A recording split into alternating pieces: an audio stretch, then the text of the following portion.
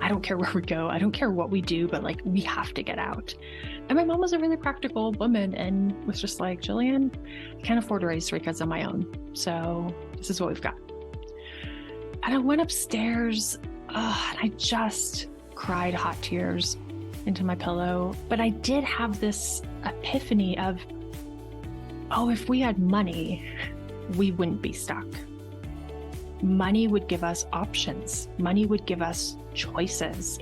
And in that moment, I desperately wanted more choices. I wanted more options. And so for me, money was freedom. It was safety. It was security. There's so much shame and kind of secrecy around being poor. Like, we were kind of poor that like we never wanted to seem poor. Like, we put a lot of effort into making sure everything seemed okay when it wasn't okay at home a lot of the time. And I struggled with this huge temptation of, once I was earning money and saving money, I really didn't want to seem poor because I had so much shame around that. Mini retirements to me was like, this is what we have available to us. This is the solution. We're not going to be able to retire early, but I don't want to wait. I don't want to postpone the things that matter the most to us until we're 60, because sometimes those seasons of life pass you by. Sometimes if you don't do things when you have access to them, that opportunity doesn't come around again, or more different. I'm 40 now. I'm different than I was at 24. And there's things that I'm so glad I did at 24, because there's no way in hell I'm doing that again.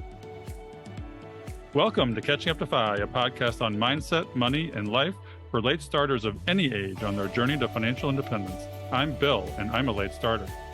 I'm Becky, and I'm also a late starter, and we're your hosts. We're here to help you with your journey to financial independence, no matter where you're starting from. We're going to talk to experts, other late starters, and explore topics related to our mission. Join us as we catch up to Fi together. Hello, and welcome back to Catching Up to Fi. I'm Bill Yount with my co-host Becky Heptig, and we're very excited to be talking to Jillian Johnsrud today. So Becky, how are you doing today? I'm doing great, Bill. I'm in Stillwater, Minnesota, post Camp Fi Midwest. So me and my slacker friends here are just hanging out and chilling till we all go home tomorrow. All right. Well, I think Jillian's coming to us from Montana, where she lives. So we're all over the world today. Becky, why don't you introduce our guest today? All right. So when Jillian and her husband, Adam, were married, they had $55,000 in debt, which was credit cards, student loans, and medical debt. But they also had big dreams. They wanted to take many retirements, travel the world, and they wanted to adopt. Jillian and Adam also wanted financial freedom, which for them meant never worrying about having the money to put food on the table or pay the bills again. Jillian grew up poor and never, ever wanted to feel that way again. In the last 21 years, they've paid off all their debt, traveled to 27 countries, lived abroad for 4 years, taken 12 mini retirements, adopted 4 kids, plus had 2 biological kids. They paid cash for their very first home and bought 2 rental properties they fixed up themselves. They've served on boards of nonprofits, mentored kids from tough situations, and volunteered in all sorts of roles.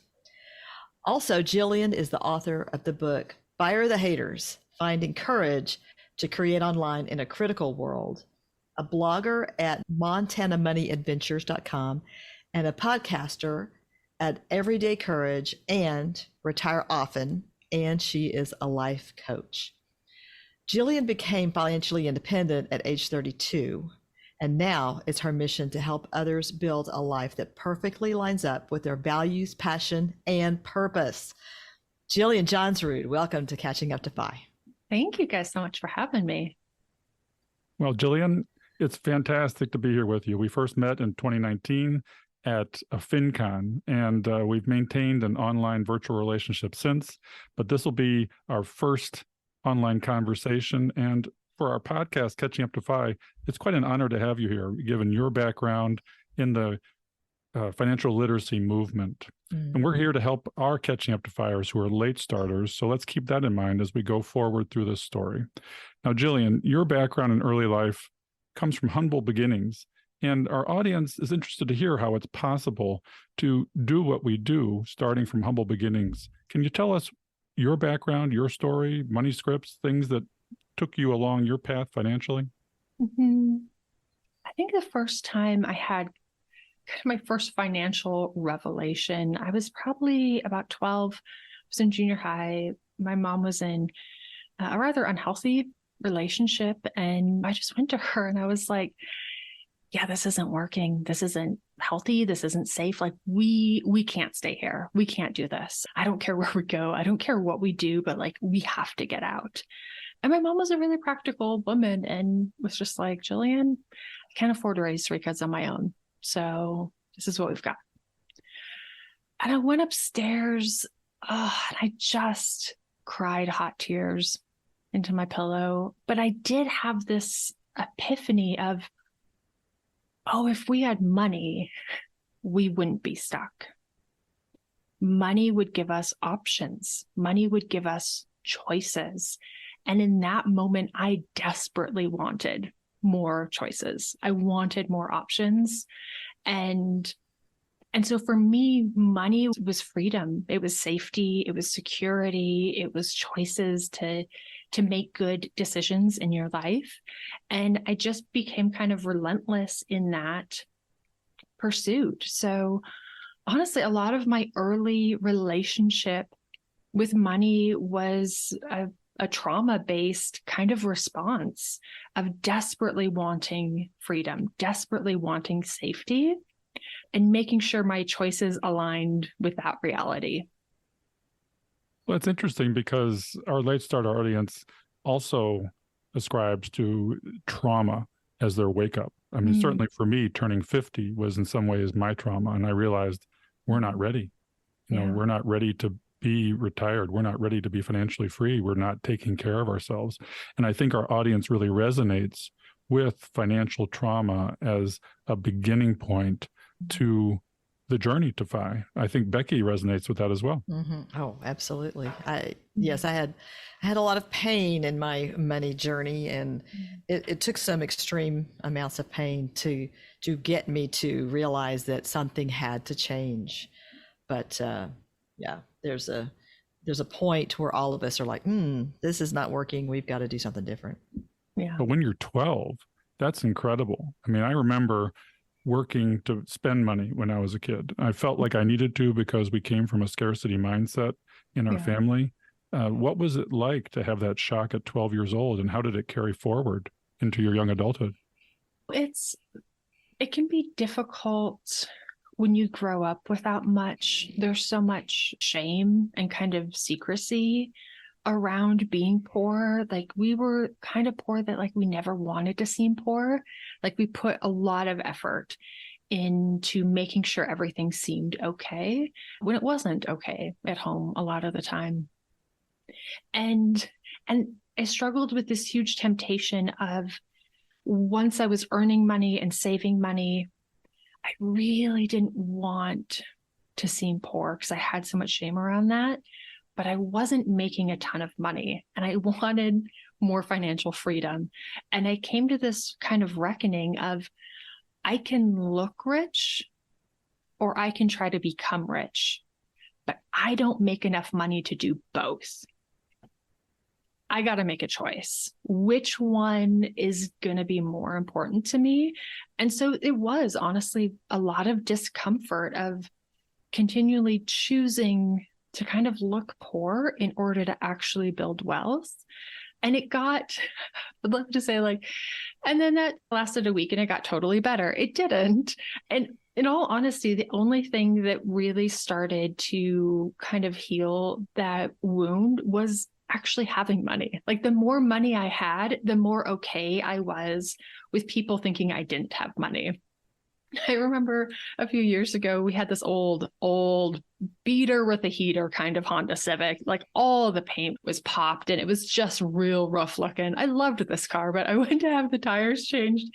And the guy came out to get my keys and to get the car, and he looked at me, and have you ever had like a psychic conversation where like everything is said very clearly and yet unspoken? He looked at me like, "Oh, sweetie, you seem way too pretty and nice to be driving such a crap car." And I psychically, with my eyes, said back, "It's okay. I'm actually rich. Like, the situation's okay." Oh my goodness. So Jillian, I can imagine that you came out of that with a scarcity mindset. So how did you take what you had been handed in life and turn it around and make that decision that you're going to become rich rather than look rich? And how did you get all that to work? Because initially it was kind of trauma driven, it wasn't actually super difficult for me. Like, it wasn't a tremendous amount of self-discipline or self-control, because I was coming at it with kind of this desperation and this clear motivation, this clear focus. I knew what I wanted. I knew what was most important to me. And eventually, as I went through my journey, I kind of in my late 20s, early 30s, I had this realization of like, sometimes the difficulties in life we can use for our good and for our benefit, but that'll only take us so far.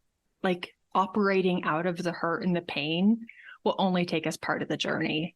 And at one point I was like, yeah, we have to heal this. I appreciate that it's gotten me this far. I appreciate all the good it's done for me. It's not going to take me where I want to go next. So we need to kind of breathe some new health, some new life into this old way of thinking. But in my 20s, we made the decision. Someone, actually a random person, I don't remember who it was. It was like when me and my husband went to get married, they were like, "You've each been like living on your own income. When you get married, you should just live on one income. You should probably save half. That would give you lots of options in the future if you end up wanting to buy a house or have kids or whatever." And I was like, options. I love that word. I love having options. And that was the length of the conversation. And I was like, yep, I love that idea. Cool. That's what we're going to do. And so we made the decision to save half, kind of randomly, almost flippantly. It was like, yep, sounds good. Off we go. And because of that one kind of parameter, it forced us to be really creative and to be really intentional about our choices. We couldn't mimic what everyone else was doing because we weren't in high earning careers. My husband joined the military. He was enlisted and hardly making any money. I worked at Starbucks. I was a barista. Like, it wasn't like we had all of this income that living on half was really simple. It wasn't simple. So it took, there again, making a lot of choices that other people didn't understand, people didn't appreciate. And while they were the right choices for us, a lot of people were like, yeah, cool for you, maybe, but not the choice I'm going to make. So it was kind of lonely. I can imagine that would be hard. And it's not like it goes away. It's not like you make that choice, you face somebody pushing back on it, and then it's done. That happens over and over, I would imagine, where you have people pushing back. But obviously you hung in there. So I'm just curious. So you and Adam made it to FI on modest incomes, because I think a lot of people in our audience really want to hear that. They want to know that it is possible. So was there anything in particular that you did other than just being frugal and being creative with the way you handled your money? You know, did you do anything special? I would say there were a number of things that were really helpful. Mm-hmm. Like everyone, like focusing on those big three, like what are our big three expenses: housing, transportation, and food. So I started this habit back in the day. I've adjusted it up for inflation a little bit, where I tried to just buy food that was $1 a pound or less. And so I kind of, instead of like doing coupons or this or stressing. I just said, what meals could I put together that are kind of healthy and that we like and that are easy, but primarily consist of these low cost ingredients? And it took a lot of trial and error. We tried to come up with a new one once a week or once a month, but slowly we had this repertoire of meals that were affordable. We ended up getting a housemate. And this was like, we were in professional jobs. We had one kid and then two kids at the time. And I remember telling like all of my friends, like, this is amazing. Like, this is going to help us save so much money. And they were like, yeah, pass. Hard pass, actually. That is of no interest to me. Like, we're adults now. We don't live with roommates. But I look at that one choice and it saved us about $25,000 over the course of time we did that. I invested that money when we moved over to Europe. And then when we came back, that was the money that we bought our first rental property with. Like, I can look at that one choice, and now we have this rental property that's appreciated $300,000 since we bought it, because I made this one choice 17 years ago that everyone thought was a little lame at the time. But it was kind of saying, I always encourage people, if they're like, there's no way I could live on half.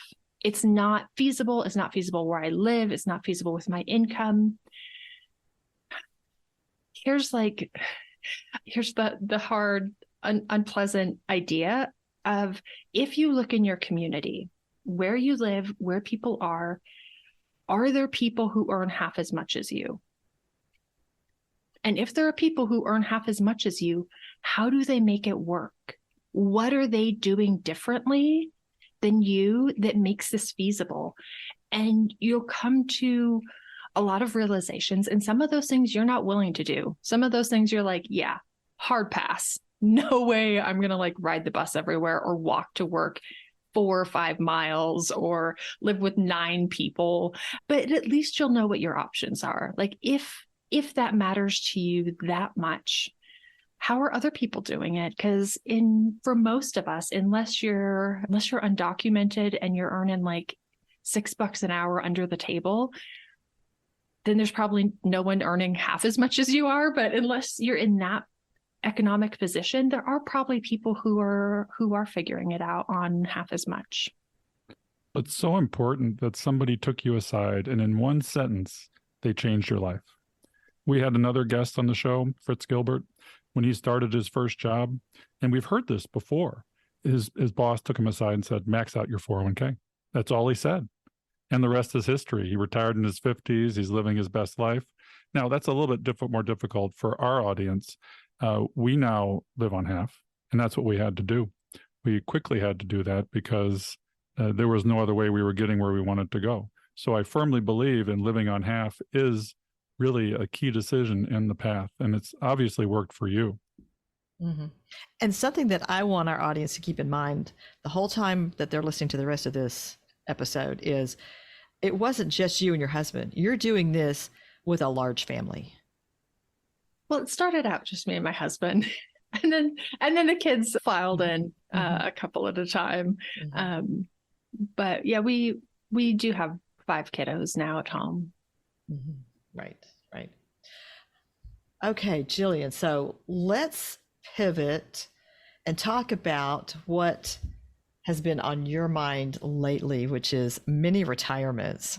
I love this idea. I wish I had known about this idea when I was younger, or just the fact that maybe it's something I could have at least considered. So let's start out by just telling us what is a mini retirement, and then we'll get into some of the specifics of why we want to do it and how it works.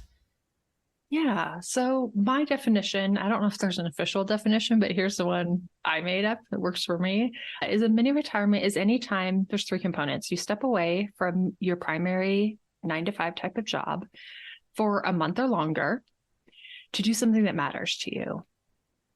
And I first had kind of this idea, actually the first year we were married when I was 19, because we had all of this debt and we weren't going into high earning professions. I never thought we would be able to retire early. I was never like a 10x super optimist. I was always the person that hope felt dangerous. Like dreaming big felt foolish. And so I was kind of like my mom. I was this pragmatic and I was a realist. And so our initial like retirement age, I was like, oh, what if we could do this at like 62? Like, what if by 60 we would be able to get there? And it seemed outrageous. Like it seemed so ambitious at the time. But I had seen my husband's parents, their health had deteriorated a lot in their 60s and they weren't able to keep working like they had been. And it put a lot of financial strain on them. So I thought, man, if we could get there by like 60, that would be a huge benefit. So we wouldn't be in that position. So 32, I don't even know. Like it's the power of like you start to move in the right direction and you gain some momentum. So mini retirements to me was like, this is what we have available to us. This is the solution. We're not going to be able to retire early, but I don't want to wait. I don't want to postpone the things that matter the most to us until we're 60, because sometimes those seasons of life pass you by. Sometimes if you don't do things when you have access to them, that opportunity doesn't come around again, or we're different. I'm 40 now. I'm different than I was at 24. And there's things that I'm so glad I did at 24 because there's no way in hell I'm doing that again. Like I loved that I do it and I'm never doing it again. Me, I do not sleep on the frozen ground anymore. That season of my life has passed me by. I'm so glad I did it. And now I'm firmly in the mattress camp. Seems like many retirements might be construed as a little bit of a YOLO lifestyle, though, where you only live once, so let's do it now. And it may delay your ultimate FIRE goal. How do these two conflict, and how do you bring these two together to look at a healthy approach to a path to FI? Yeah, it's difficult especially a financial community, because we're so used to like running numbers in kind of a linear fashion that the reality is when you take a career break, whether it's a month or 6 months or a year, or you can kind of predict the negative impacts that would have, it's really tough to predict the unknown positive impacts that will have because you just don't see them yet. And so you're adding all these unknown variables into the equation. And while it seems it should only be a detriment, in reality, it doesn't quite work out that way. It has unusual side effects. It doesn't have to be a detriment. Like one of our mini retirements, my husband took about 6-9 months off between the military and starting a civilian job. And we ended up buying our first house and our first rental property. I don't know if we ever would have bought that rental property if he had been working a 40-hour work week, because we had to fully renovate both of them. It was a lot of work. It was kind of a stressful season. And if he would have also been working a job, we would have been like, this is too much, like pass. We can't take this on, especially after we did our primary house. So that 6 months, yeah, he would have made $12 an hour, $15 an hour. So maybe we lost out on $20,000. That's the house that has appreciated $300,000 in addition to being a very profitable rental. So it actually massively catapulted us ahead in the FI game, losing out on that income. And for some people, leaving, if you do it between jobs, that gives you an opportunity to get a massive pay bump on the other side. I've had people who've negotiated a mini retirement and negotiated a big raise while they were at it. Like, I want to leave and I want a lot more money. Like it shakes things up, and if you're kind of thoughtful and strategic, like you might actually come out ahead financially. For some people, that break is what allows them to pivot in their career and to find something else new entirely. Actually, we've had another guest on the show, Diana Miriam. I'm sure you're familiar with her.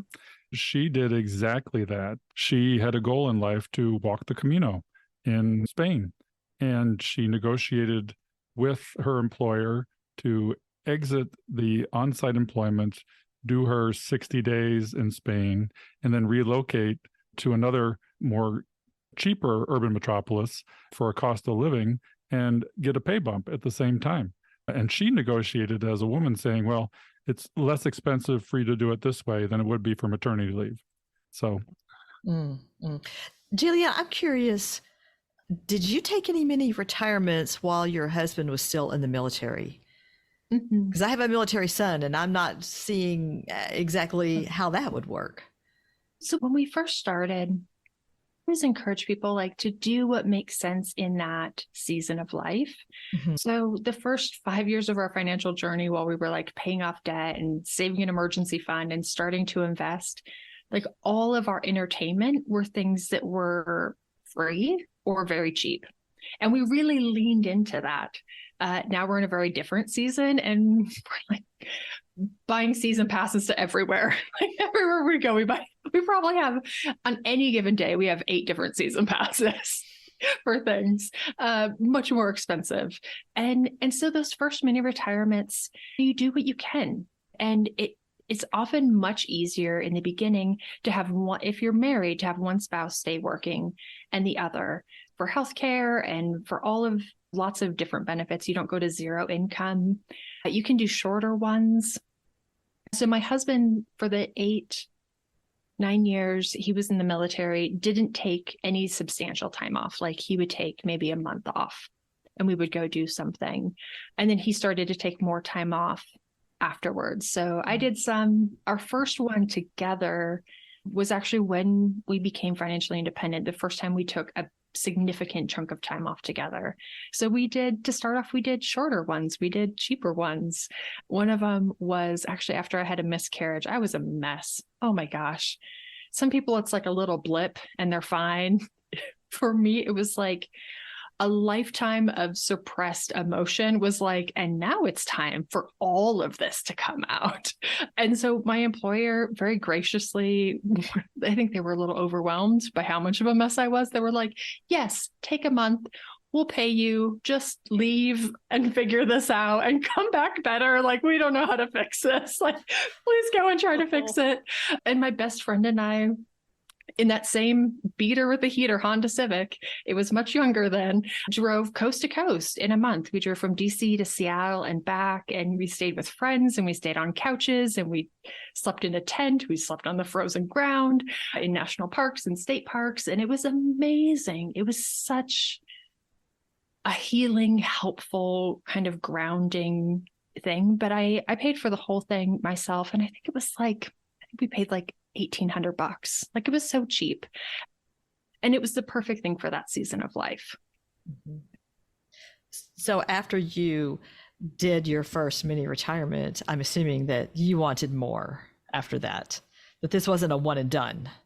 No. The reason my new website and podcast is called Retire Often is not because we should do this once, but once you feel the benefits of this, once you realize how much good actually occurs during this and how much individuals change. Having this time away to kind of refocus and recenter and learn about yourself and grow, you come out different. And your trajectory shifts because you're not the same person that you were when you started. So it continues to unfold, that growth and that transformation. And you end up in a different spot in life. And so there's so many benefits of doing this over and over and over and over. And when you're intentional, if you think about a month, a lot of us will end up with a month at some point between jobs, between school and work. We get laid off, our parents get sick and we have to take time off. We have these little opportunities in life where we end up with a month or more. So I always encourage people, I call it a mini retirement go bag, kind of like the NCIS where they have a little duffel bag with like their clothes and their toiletries and a passport and some cash. And like, if something arises, they can just take that bag and go. We can pack mini retirement go bags where we have a little bit of money set aside. We have a plan, we have an intention. So when life hands you an opportunity that's unexpected, you're not just logistically ready, but you're more emotionally ready. One of my mini retirements was when I was like sort of laid off. And it's no fun to even be sort of laid off. And I would have, if I hadn't had that plan and that intention, I probably just would have moped around the house and like watched daytime TV and eating popcorn and like felt really sorry for myself while like looking at like jobs online. But instead I was like, okay, well, one of the questions I ask myself whenever we go through something difficult is, what does this make possible? Okay, what's more possible now than it was before? And having this month off, me and our adopted son, our oldest adopted son, and my husband bought airline tickets and we flew out to Montana and we explored Glacier. And it was an amazing trip that I wouldn't have taken if I hadn't had that intention. So let's go through the mechanics of this. You get this surprise time, you have your go bag, and maybe you have some intentional time, maybe there's transitional time. How do you prepare for it? And what are the financial mechanics of actually taking one? So I think the biggest preparation is kind of like this life planning type of work. Like looking at your values and what's important to you, what feels urgent right now in your life, what feels important right now, what's appropriate for this season. Like, man, if I don't do something right now, whether that's like, my parents are like 68, like if we don't do this big vacation now with them, we might not get to. Or my kids they're 8 years old and they're still in this phase where they want to be with us 24 hours a day. If we don't do this big trip with them now, like they might be less interested when they're 15, which is a very real possibility. And so it's kind of thinking through all of those things. And then the mechanics of the finances is knowing your baseline budget is so helpful. The more confident you are about what your life costs, the easier this is. But then you look at kind of the dream budget, this thing that you want to do, how much does it cost? And just kind of mapping out all of the costs associated for what you might want to try to accomplish during this time off. And like I said, if you're just kind of trying to get started, it's okay to do the cheap things now. And life actually, it plays out perfectly in that I find the younger you are, the more you are okay with cheaper things. And the older you get, the more you kind of appreciate the luxury things. So like save the luxury for later and do the more affordable options now. If you want to do a hiking trip now or a road trip now, do that now. Do the around the world cruise when you're 75. Like, oh my gosh, I went on a cruise this Christmas and it was like me and my teenager and everyone else was over 70. And I was like, was this a theme?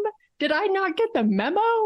It was literally like the number of people under 40. I think there was 7 of us on the entire cruise ship. And I was like, wow, you can really, cruising is like, if you're 75, some people had to be 90. There were people with walkers and air tanks. And I'm like, good for you, one. But like, this is not the person who's going to be hiking the Appalachian Trail. Like, you got to find the thing that fits the season. It seems like, I think you had mentioned in a prior podcast or something, there's 3 major ways of financially making this happen. And one of them is near and dear to my heart, is the sinking fund, where you create the mini retirement sinking fund. That's actually your financial go bag, right? Mm-hmm. And then another thing that may be a little harder for folks is to look at their paper investable assets as a resource for this. And another one you mentioned too, because you had Coach Carson or Chad Carson on your show, was the passive income from real estate. And that to me seems to be a really viable way to do it for those folks. I'm a little jealous of that method. I mean, you've got, so-called passive income from real estate. Did it make your mini retirements easier? Oh, absolutely. Oh my gosh. There's a difference in how money emotionally spends. And cash in the bank spends pretty good. Rental income spends real good. Your pension spends real good. That 401k money, man, that's a little tough to spend before you turn 60. Not the logistics of it, just the emotions, because it feels like you're robbing the piggy bank. Like it feels like, oh, I was so good and disciplined to put money away, and then to like pull it out, it's a whole mess. So to go around that whole mess, like we can work through it, we can figure it out, but having rentals is a fantastic option. Or here's the thing, you don't need a rentals. If you have a house that you live in, That's a fantastic spot to start. When we travel, we rent our house. And I get lots of questions about this because people are nervous about it and it feels uncomfortable. It is uncomfortable. It seems like a hassle. It is a hassle, but it is a profitable hassle. We rent out our house for $2,000, $2,500 a month, like in that range. Last year, we traveled for 8 months. That's $16,000. Was it a hassle? Absolutely. Was it worth $16,000 and like feeling confident that a pipe wouldn't burst and no one would notice that our basement flooded? Yeah, it was worth this $16,000. And for us, we travel in an RV with our kiddos. What we rent out our house, we pretty much break even on our travel. It costs us just about the same to be home or to be traveling. Those are pretty much the same cost. So for us, we don't really have to save a whole bunch of extra money for these big trips and for these mini retirements. We save a little bit. Like this year, I think we might do Disney and Universal and a bunch of other random stuff. So I'll probably set aside a little bit of extra money for some Disney tickets. But that, for a lot of people, that can be a really viable option to make this affordable. Jillian, when you're talking about using your home as funding your mini retirement, what would be the small end of the window for that? Like, are you going to rent your home out for a month, mini retirement, or are you just going to fund something like that yourself by saving ahead of time? Or so does it need to be like you're planning on being on 6 months to rent your home? I think that depends where you're at in your journey, in your financial journey. And there's also, so while it's a hassle, the other side of that coin is that it's kind of a good hassle. It's a hassle in that I need to declutter, I need to organize, I need to spring clean, but it's a hassle in that I'm getting my house where I actually really want my house to be. So when I return from the trip, I'm like, oh, this is how I wanted you all along. So there's actually not a lot of wasted work. I mean, I pack up my clothes and I shove them under my bed. So that's not something I would necessarily do. But even that, there's a lot of value in pulling everything out of your closet, taking a hard look at it and saying, do I really want to keep this? Or is it time to let this go? And doing the same when you get home.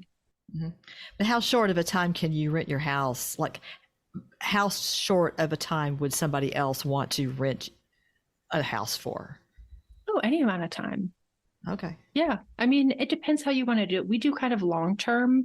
We try to find someone for the whole time period, but we went through a season where we Airbnb'd our house. So for like 2 nights. And that's also a hassle. Like for me, that's a little bit more of a hassle. Like my break even point isn't quite there, but it depends what is worth it for you. And the more you leave your house and let strangers live in it, the more well suited it is for that. Like every time we get more of our maintenance projects taken care of, we get more of the touch-up paint taken care of. Like we get things a little bit more organized or a little bit more decluttered. So it gets easier and easier. But yeah, I think there's any amount of time that you would want to do it for, especially if getting your house ready is where you would like your house to be. I like things being kind of clean and organized and neat. I totally respect that other people don't. Other people want like lots of piles of stuff and like clutter everywhere, and it's their house, and like you can totally live in your house whatever way you want to live in your house. But if you like it kind of show ready, at least occasionally, like that is an extra benefit. Now you do this with 5 kids and you're traveling for 8 months. The logistics of this go way beyond the house. You must homeschool them, I think, in order to make this viable. Yep. So we homeschool while we travel. We do enroll our kids in school, like they're in school right now. So we'll be traveling for 6 months this year. We enroll them in school. They'll go for 6 weeks. We'll unenroll them. We'll homeschool them for 6 months. We'll get back in April. We'll probably re-enroll them for the last 10 weeks of school. And then we homeschool over the summer just to like keep everyone right where they should be and make sure they don't kind of fall off the learning bandwagon. But yeah, we do a mix of public school and homeschool. So in some ways, a mini retirement sounds like an extended vacation. What do you say to those folks that just say, this is just a long trip? It can be. if you want it to be a long vacation. I really enjoy traveling, so some of ours are traveling. But like I said, we've used them to buy and renovate houses. We did that twice, which kind of helped move us forward. Last summer, I took a year off. We did do a trip, but then I spent 4 or 5 months building out my backyard. And if you would have looked at my budget and my schedule, you would have been like, she is a landscaper. And it was hard manual labor. I mean, we planted 30 trees, like 75 bushes. We built a flagstone patio, a pergola, like all the things. But it was what I needed in that season. Like it was something that you can, oftentimes we have like these dreams or these goals or these ambitions that, while they're important to us, they don't actually fit very well in the evenings and weekends as much as we would like them to. And so if you want time to explore one of those things, whether it's you want to go on tour with a band, you want to write a book, you want to build a food forest in your backyard, a mini retirement can help you create that space, that time, and that emotional mental bandwidth to do those things. Jillian, how does someone keep from making this plan and then it turns out that what they've done is they've sat on the couch eating Cheetos and watching Netflix? Yeah. So the time will go by really fast. And it's important to create kind of check-in points to regroup, because it can get away from you and you can get off track. And I coach a lot of people through this process. And so I'm kind of their check-in point, but you could have a friend or a family member or someone you meet in a Facebook group that could be like, can we check in every couple of weeks? Like, here's my plan. Here's my intentions. Here's how I want to be spending my time. Am I on track? And you might have to regroup. You might have to pivot. But there's also a thing in that if you're really burned out, and especially in America, so many people are burned out, having realistic expectations of what your body wants and needs. And it's very possible that you think, oh, I want to like learn French and I want to prepare for a marathon during my mini retirement. And rest is a little bit like food. If I'm in Montana, if you get stuck in the backwoods for a week and you don't have food, you're hungry, but that feeling of hunger kind of goes away, even though your body is very, very hungry. But once you have access to food, you feel extremely hungry and your body wants lots of food, and it's going to make up for lost time. Rest and sleep and rejuvenation are kind of the same. You can convince your body, we're going to push through this. And yeah, it sucks and it's hard, but like keep your head down and keep going. And it'll like keep pumping cortisol and adrenaline, and it'll do what it needs to do to push you through a hard season. But once it's like, oh, now we get to sleep. Now we get a rest. Yeah, we're going to do lots of that. And people feel this kind of chemical hormonal drop. And all of a sudden they're like in kind of the zombie state. They're taking naps, they're sleeping a ton, they have no motivation. Their body's just like, and now it's time to rest. And so giving yourself grace, if like that's what you need, if that's what this is going to be, there again, we retire often. You're not doing this once. You don't have to fit an entire lifetime of goals and dreams and values into one little mini retirement. Pick a theme for each one. This one maybe is the recover from burnout theme. Next one is prepare for a marathon and learn French. The one after that will travel.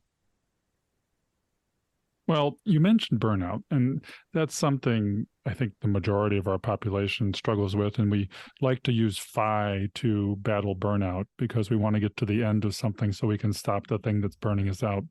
And mental health journeys in and out of the financial independence community are important.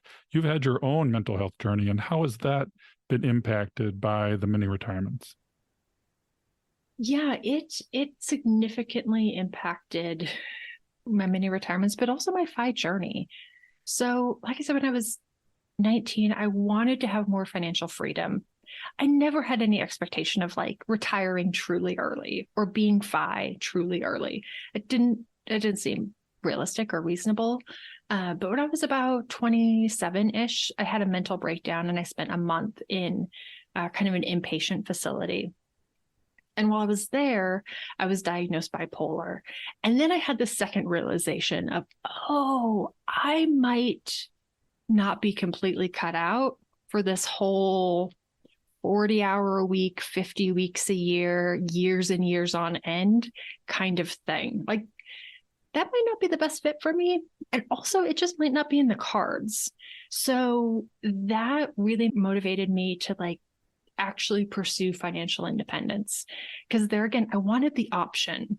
If I didn't feel I was able to do something, I wanted to be able to say, no, thank you. I would like not to do that thing. And now it's really fantastic. I feel like it's just the way life should be. I'm able to adjust my work and my rest and my travel with what I actually need right now. If I'm tired, I get to rest. If I have lots of energy and I'm motivated, I get to work and I get to do things that are exciting and meaningful. And I feel like fit my skill set and are creating an impact. And if I'm depressed, I get to kind of lounge around and hang out with my kids and watch movies. Hang out in my garden. I get to show up in the best way I can show up, no matter where I'm at with my mental health. And for me, with my bipolar, I also get seasonal depression. And man, for me, I think this is true for a number of people with bipolar, but for me, the lower the low, the higher the high. It's like a pendulum. And when I swing real hard one way, I swing real hard the other way, and then I swing real hard the way back. So the more I can moderate that high and low, if I can keep it, I think about it like waves. If I can keep it like a real light wave, things are good. When it gets to be like 15, 20-foot waves, my life is a chaotic mess. And so for me, we travel in the winter because that massive, deep seasonal depression, then once I come out of it, I go way up on the other 15-foot wave. So it's really important for my mental health that we try to balance that out as much as we can. It seems like going on a mini retirement might be a little bit like jumping out of a plane, though. To me, it's scary to have technically unstructured time, and it would be truly beneficial to have somebody like yourself guide people like me that are scared through it. I can see how it would be a huge benefit, a great medicine for the soul, if you say, for your mental health. You can take pills or you can take a mini retirement, right? Yeah. Ideally, you can take both. I need all the things. I don't need one or two things. People are like, what do you do? What do you do for your mental health? I do all the things for my mental health. That's what I do. Whatever you think I should be doing, I'm probably doing it. Yeah, the first one, there again, retire often. The first one's the hardest. It is so overwhelming and it is so scary and it's so unknown. In recording all these interviews for my podcast is hearing people who've done multiple ones and how terrified they were for the first one. I recorded an interview last week with a guy so scared for that first 1 month off. I felt like it was such a big deal. And now 10, 15 years later, his family's entirely nomadic. They live in Airbnbs all over the world. They're constantly traveling. And it's like, there's no way you end up there if you didn't start with that first little one. You start small, you do what you can do, and then you gain the courage and the confidence, but you also gain the know-how and the skill set to improve it as you go. So where do you start with your boss? I mean, because I can see where it would be scary, and most people probably are like, well, this is a great idea, but I can't do it. I can't get a month off. I can't, for sure, couldn't get 6 months off. How in the world do you plan and arrange this with your job? It seems like everybody thinks they're essential workers, but what we realize is we're not necessarily as essential as we think we are, right? Here's the great thing, and it's counterintuitive, but I'll use an example. I was talking at an event and talking about mini retirements, and someone raised his hand and was like, listen, there's no way I can take a mini retirement. There's no way I can get a month off. I'm a CFO of this corporation. My job is very important. And I was like, fantastic. So if you were to quit, how long would it take for them to replace you? And he was like, oh God, it would take 6 months. I mean, it's a long process to hire my position. I was like, yeah, of course. How long would it take for them to train and kind of get that person up to speed on what you do? It's like, yeah, 6 months, a year before like you're really performing where you need to be. It's like, perfect. So if the choice is they can give you a month off or they can suffer for the next 12 months trying to replace you, what's easier and cheaper for them to do? If you have to choose, so much easier just to give you a month off, so much less hassle to them, so much less risk to them because a new hire is an unknown. And so I think it's when people are like, it's impossible. It's impossible. I'm irreplaceable. There's no one that can do what I can do. I think about two questions. Like one, what would happen if you left? There's something, they have to do something. What would they do? What would be their next steps? Or what happens if you have a stroke unexpectedly, as they happen, and you're out for a month?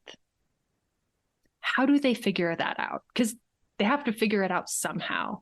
And we kind of start from there, like what would be those steps? And then the work is really on you to come up with the plan, the logistics that make it easier and cheaper for them to give you this time off than for you to leave. Or you leave and it's not the end of the world and you find a new job.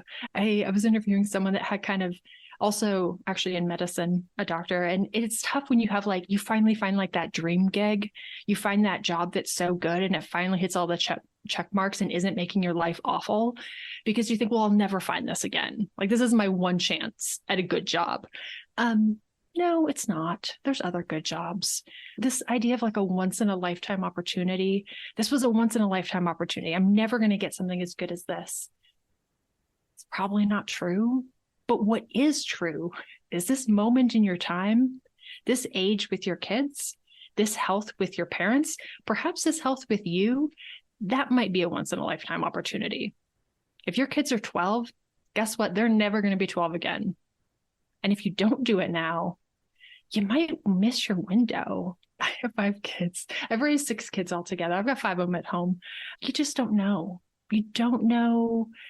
As much as you want to think I can perfectly sculpt children to be exactly who I want them to be, they're all just themselves at the end of the day. And I had this moment when we took a 10-week trip in a pop-up camper through 10 national parks with my kiddos about 4 or 5 years ago. And we were in Yosemite. And I had this thought of, oh, this season is coming to a close. What we have right now, my kids were like 4 to 11, I think at the time. I can't do this in 15 years. In 15 years, there's no way I'm convincing my 5 kids to get in a pop-up camper and go to 10 national parks with me when they're like late teens, early 20s. Like we do this now, or I say, you know what? I'm willing to never do this because that's the reality of the choice I'm making. Have you ever known of anyone whose experience was to go to their boss and I like the idea that you put forth a while ago of you're not going to just go in and say, hey, I've got this great idea, you need to let me off for a month, but you do go in with the plan, with not only here's the issue, but here's the solution. Yeah. So you're also going in with here's what I'd like to do, but then here's what I can do for you. So have you experienced anyone where the boss just said, yeah, no, you're done. You pack up your bag, you're fired? Not fired, because that's inconvenient. Like people are people, and we like to do what's easy and requires the least amount of us. So I did hear from one employee that she once had a boss that whenever anyone would put in their notice would throw a huge tantrum and order them to pack up their stuff and like exit the building with security every single time. But that's idiotic. And most people aren't idiots because it creates so much stress on the organization. It creates so much stress for your coworkers and for your projects and your clients and patients and all of that jazz. So the largest leverage point you have is the willingness to leave. That changes this mathematical equation.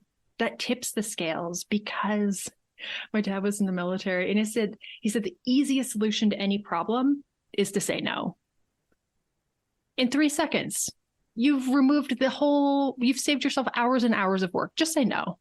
Whatever people ask, just say no. Like 3 seconds, problem over, you get to move on with your life. So if that's the easiest, cheapest solution, they might say no.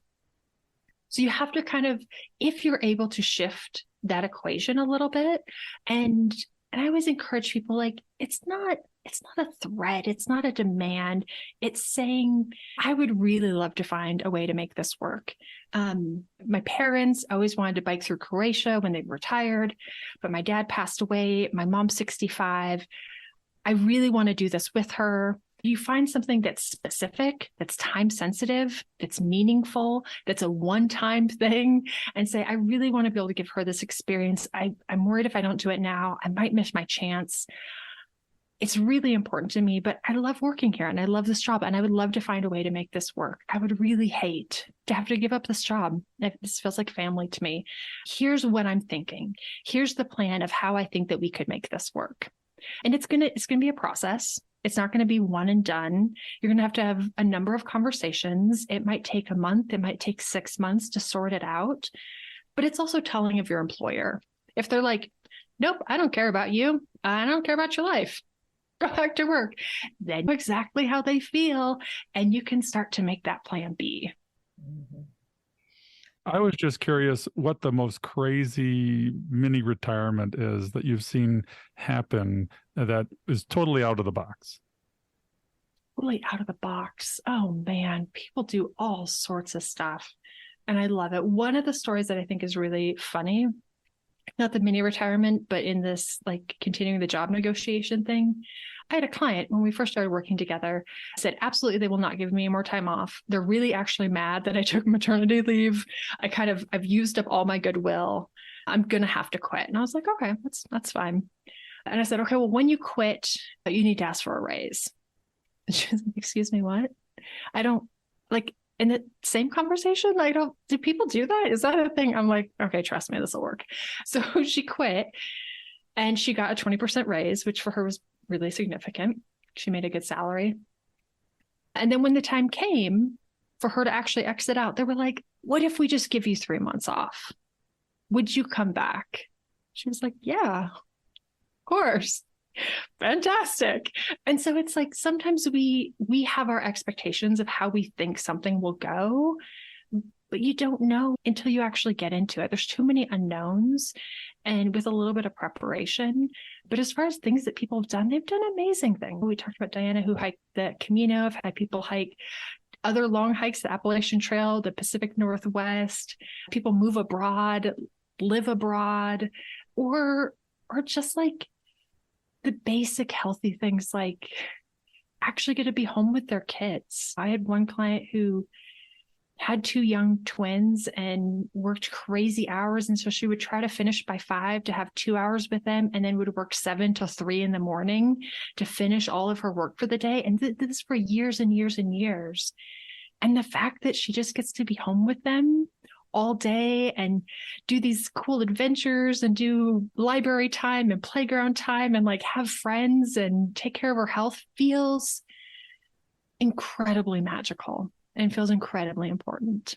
Well, this circles back to your live on half, really, because that gives you the flexibility to allow your other half to take a mini retirement and flip it around.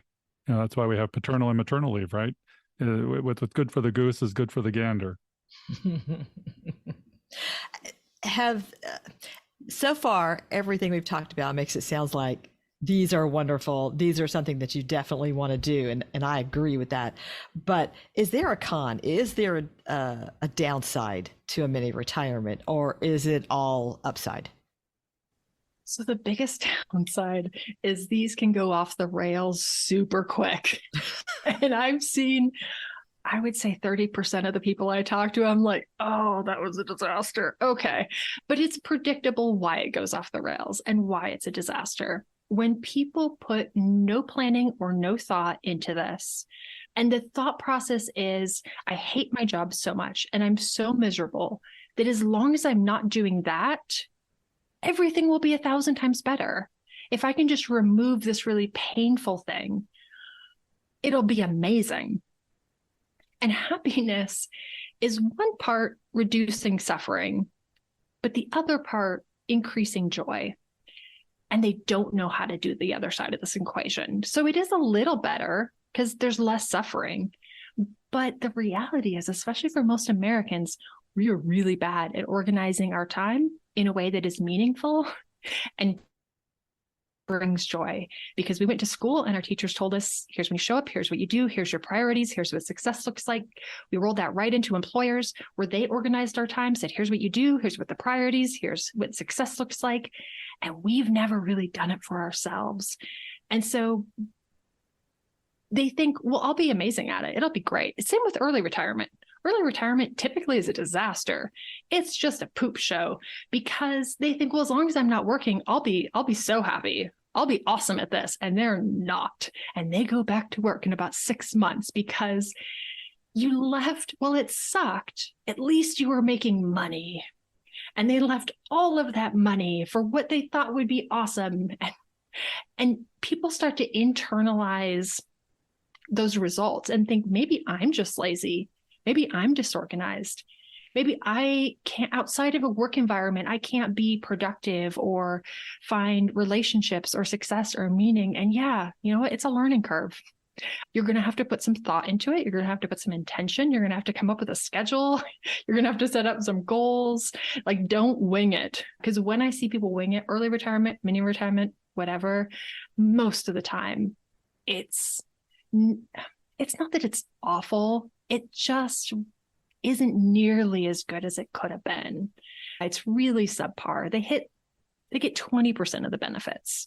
But the great thing is, go back to work, especially with a mini retirement, you go back to work and you try again next time. And hopefully next time you've learned a little bit, you've figured some things out about yourself, and you can make a better plan for the next one. Because for all of us, unless we die mid-career, we're going to have to figure it out. There will come a day where we need to navigate this life without a job in a way that creates meaning and joy and happiness. So you might as well practice in like a small dose before you're staring down the barrel the next 30 years of your life and you're like, I have no idea how to do this. You know, we talked to Fritz Gilbert in episode 19 about what he calls, and a lot of us in the FI community call, the soft sides of retirement.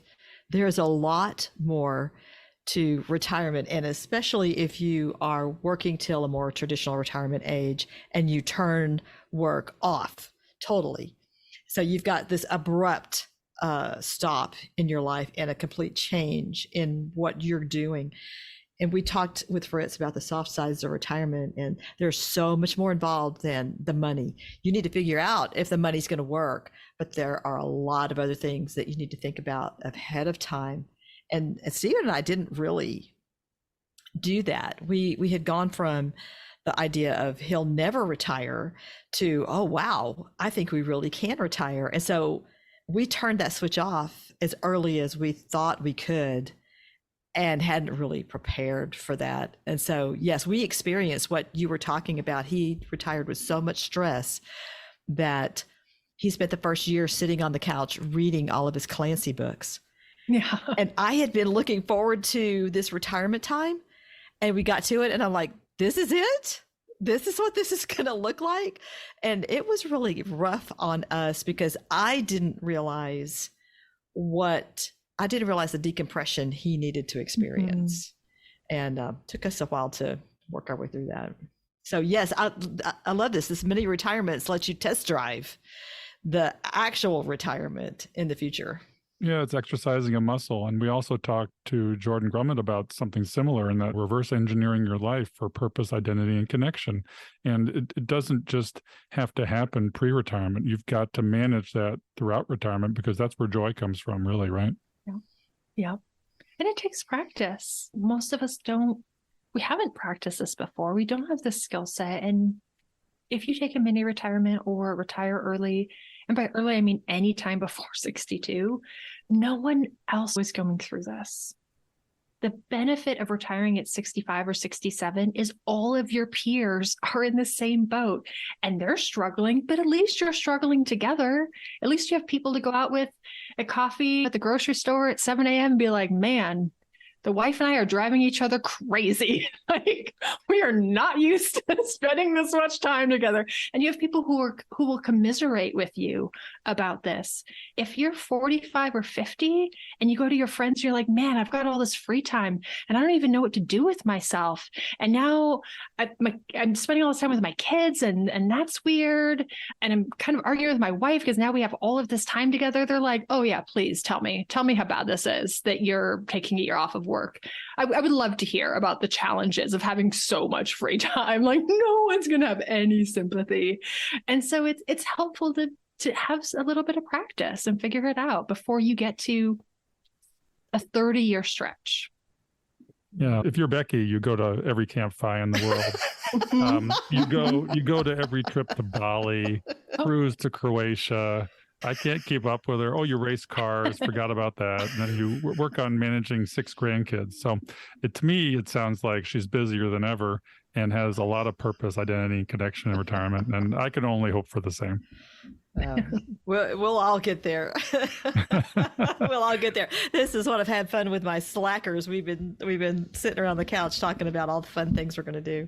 Well, Jillian, it's been an absolute pleasure talking to you today about life, mindset, money, mini retirements, and just taking better care of yourself overall. Tell us a little bit about where people can reach you so they can find out about how to do this themselves. Yeah, I'm online on social media. I'm Jillian Johnsrud on like Instagram and Twitter and all that. And then Retire Often is the podcast and the website. So easy peasy. And on Retire Often /intentional, I have a free 10-day course that has like a little video each day, and it'll kind of help give you some prompts for figuring out like what maybe is important and urgent, and how you can start practicing these things now so you are more prepared for retirement or a mini retirement. Oh, I love that. I'll have to check that out for sure. And then you also have a book coming. Is that correct? Oh man, it's a long ways out. Yeah, the book will also be called Retire Often, but the book process is not a speedy one. So I would hold your breath just yet on that. Are there any final tips, tricks, or hacks you might have for our late starter audience, specifically with regards to catching up to 5, but not catching up so fast that you don't enjoy the ride? Yeah. So one of the things that's a little counterintuitive in like the financial independence movement, but especially if you're starting late, is putting in the time and effort to find something that's sustainable, to find something that you would want to do long term, in that the hours and the type of work and the stress, it doesn't feel heavy, that it feels light. And I kind of compare it to like backpacking. There's some people that like pack their pack so full that they're like, okay, maybe I can do this for 8 miles. Like maybe I can survive under the weight of this. And then there's other people that pack their bags so light that they're like, I could do this indefinitely. Like there doesn't need to be a stopping point to this hike because it feels so easy and relaxing. And it takes a little work and a little trial and error to get there. But if you're starting late, you might be working later. And so what's the thing that you could envision yourself enjoying and it being a positive contribution to your life instead of negative in your 60s through your 70s? And I work with a lot of clients that are high earning. And so finding the thing that's part-time or contract or that has better hours or a better work scope to where you don't have to give up that income. It's not an all or nothing. It's this is something I can take with me, and it really add to the quality of my life instead of detract from it. Well, that's the concept of a semi-mini retirement. Yeah. Where you just downshift, which is what I've done to extend the runway a little bit. It's an opportunity cost. It's going to take a little longer to get there, but I'm enjoying the ride more, have more time with my wife. We just celebrated our 25th anniversary, and we took a one-day mini retirement. We went to Chattanooga, went on some hikes, went to a museum, and just had a lovely time together. And yes, it was one day, but we took time out for each other. And that's what you're really doing, I think, with a mini retirement, taking time out for yourself and those you love around you. Mm-hmm. Well, happy anniversary, Bill. Well, thanks. Yes. And thank you, Jillian, for being with us today.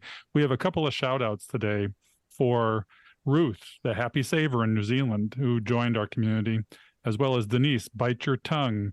She's in the U.S., and we learned about her at the recent podcast movement. We also want to give a shout out to our super mystery secret guest, Stephen Heptig, the son of Becky, who came on our show recently. We would love for folks to check out our website. We have a lot of resources there that you can make use of yourself. You can contact us through the website. You can leave us a voicemail on SpeakPipe, and we would love to hear that. We want to hear your voice. We want to hear from you, but we would absolutely love to hear your voice. And if you're finding value from what we're putting together here at Catching Up to Fi, there's a couple of ways that you can support us. We have a Patreon and a Buy Me a Coffee page on the website, and you can go there and you can give us a little support if you feel like we're bringing you value. All right, Jillian. Thanks again for being here today. I look forward to seeing you again in person as soon as possible. Yeah. Awesome. Thank you guys so much for having me. Thanks. It's been lovely. We hope you've enjoyed this episode of Catching Up to Fi. We would appreciate it if you could leave a 5-star review so that our message can reach others. We are not lawyers, financial advisors, accountants, or tax experts. Please consult your own professional advisors before making any important decisions. Our content is for entertainment and education purposes only. We'll see you next time on Catching Up to Fi.